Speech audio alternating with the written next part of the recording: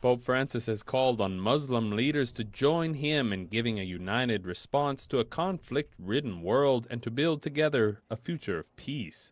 Speaking on Sunday afternoon to the Grand Mufti of the Caucasus during an interreligious meeting at the end of his apostolic visit to Azerbaijan, the Pope said that today we are challenged to give a response that can no longer be put off.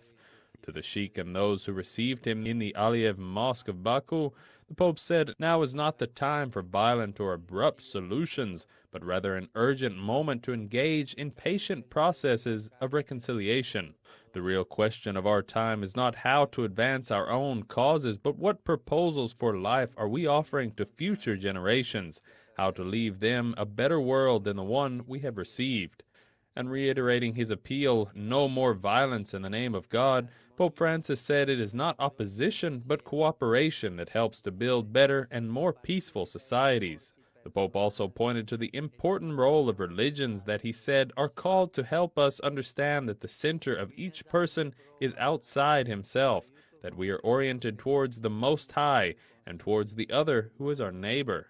In this night of conflict that we are currently enduring, Pope Francis concluded saying, "May religions be a dawn of peace."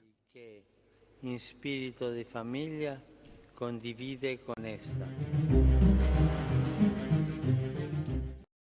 A beautiful chant, a sublime expression of the beauty of the love of God. The choir of the Cathedral of the Trinity sang during the meeting between Pope Francis and the Catholicos and Patriarch of all Georgia, Ilya II. The initial reflection was followed by words from the Catholicos, who in 1991 had welcomed another pope, St. John Paul II. Despite his advanced age, the Patriarch Ilya said he wished to express his joy in his meeting with Pope Francis, a sign of fraternity between Orthodox and Catholics, who despite difficulties and misunderstandings should nonetheless bear a coherent witness to the faith. His words were echoed by Pope Francis.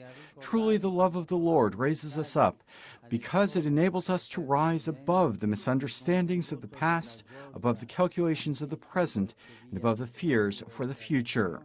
In a world thirsting for mercy, unity, and peace, it is ever more urgent that our efforts for union should receive a new impetus and renewed fervor, so that difficulties would not be an obstacle, but rather a stimulus to know each other better, to share the vital sap of the faith.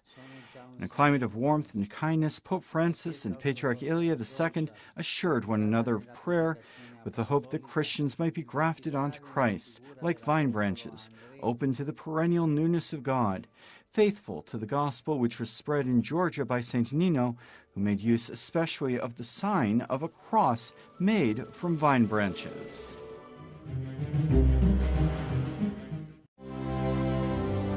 Suelo preguntarme cómo se pueden poner los medios de comunicación al servicio de una cultura del encuentro. Necesitamos información que conduzca al compromiso por el bien del género humano y el planeta. Súmate conmigo en esta petición, para que los periodistas en el ejercicio de su profesión estén siempre motivados por el respeto a la verdad y un fuerte sentido ético.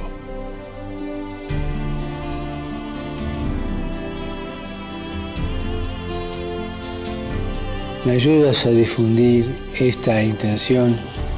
Sí. Sí. Yes. Oui.